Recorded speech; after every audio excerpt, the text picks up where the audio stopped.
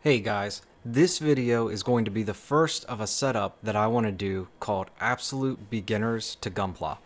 The idea is to take somebody who's never built a Gundam or has no real experience on building Gundams and sort of introduce them to the hobby. There are a lot of very good videos out there to show you many modeling techniques, but a lot of people who get into Gundam modeling aren't actually modelers. They're people who have maybe seen the shows and liked them, or you saw the models and you wanted to give your hand at it, but you're not really sure where to start. So what I thought I'd do is just low down the absolute basics, start from the very beginning, and work my way up. Gundam is a select portion of scale modeling. If you get them from Bandai, they're all going to be plastic. They are already color coordinated, so that you don't even have to paint them. These two models here actually aren't painted at all. This one is here, this one is painted, but the idea is that you could just assemble them and then display them and be done. Now, people who are more interested in the scale modeling side, of course, are going to want to paint, modify, adjust their Gundam, but you're going to want to start somewhere in the beginning. So the first thing I want to go over is how they're organized when you go to buy them.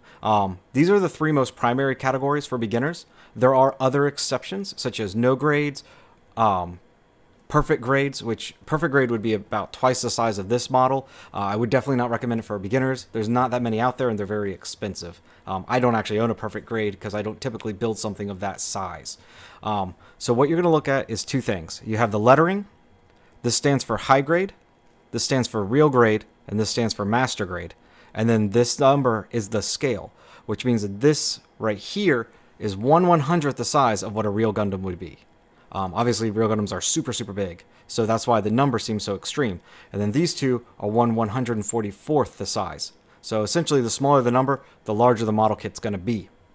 This is a high grade. This is the cheapest of the model lines. They're the easiest to assemble, and it's what I would recommend to beginners because it gives you a chance to learn. The downfall to them is that they usually require a lot of stickers or painting to look good. Now, the kit will come with stickers.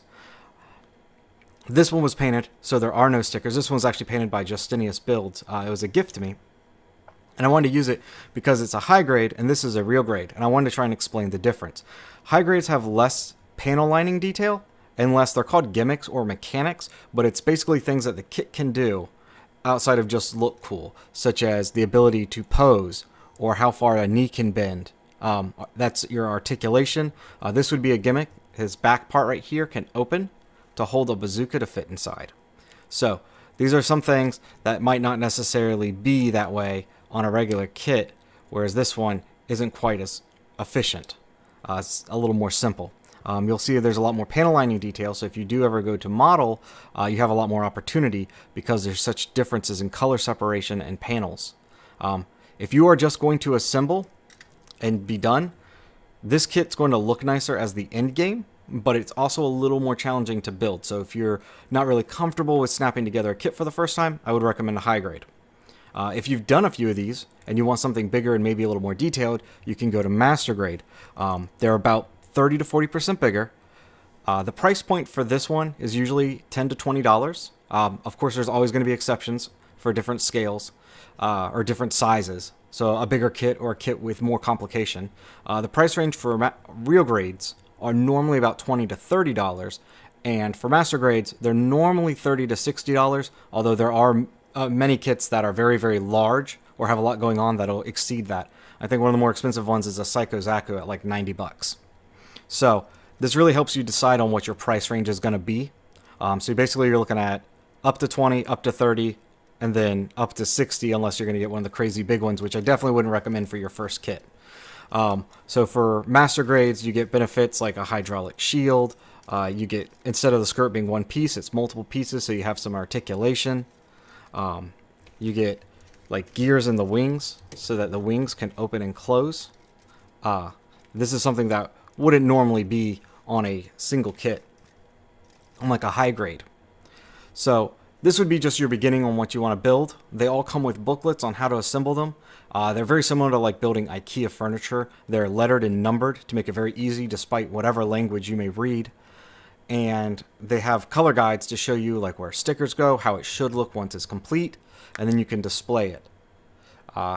As for tools, this video is intended for the most basic. So if you are planning on doing more than one kit ever, I would strongly recommend getting two tools. The first one are Tamiya nippers. These are about $24 on Amazon. You can probably get them cheaper if you shop around. These allow you to cut. So this model, because it is a model and not a toy, is going to come on runners like this, and you're actually going to take your nippers and cut the pieces out to assemble them. You can use fingernail clippers, but you're going to end up pinching the plastic, and you'll see big gouges in your plastic when you're done, and it won't look quite as nice. So I would recommend these. They are $24 on Amazon. These Tamiya ones have lasted me my entire modeling career. I've never needed to get another pair. So I would just recommend them. You can get cheaper ones at Walmart, but the problem is these are spring-loaded. So when you clip and you let go, they open up again. A lot of them won't be spring-loaded, so you have to actually manually open and close them, and it gets really tedious on your wrists. It sounds silly, but when you're cutting out 100 pieces, your wrists will really take a toll. The second thing I would recommend is a wide X-Acto knife. This one is a larger, thicker handle than most. I would recommend this. You're normally paying like $1 more, and this is like $5. Again, you can get this anywhere, Walmart, Amazon, anywhere. They usually come with like a 5-pack of replacement blades. I'd recommend replacing your blade anytime it rusts, and anytime you can look at the edge and it doesn't look completely sharp. If it looks like there's any kind of indentions or nicks, just go ahead and get rid of that blade, because it is going to be more dangerous than good. You would use this so that when you cut out pieces on your runner, you can clean up what little bit might still be there, and you can sort of clean up the pieces. You would want to use it very gently. There's really two techniques. I wouldn't recommend it. This is what I do. I hold the blade with my index finger, and when I go to clean a piece, I would pull it towards me. Now, a lot of people don't recommend that because towards you risks of cutting yourself.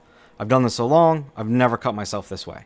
But I understand that safety's first, so most people will recommend you have the blade away from you and to move away. I find it to be harder to do smooth jobs like this, but I guess it's whether you want safety over function. So I hope this made sense to you guys.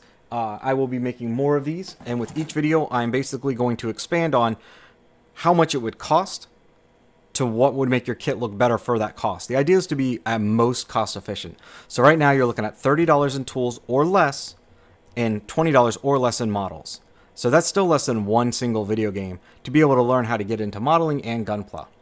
The next videos are going to focus on the next set of tools I would recommend to make your kits look even better. And the next one after that's going to be photography, how to take pictures of your Gunpla to make them look really sharp without having to actually invest a lot of money in photography itself. So, I hope you guys enjoyed, and I'm eager to look forward to any kind of comments or recommendations. Thank you.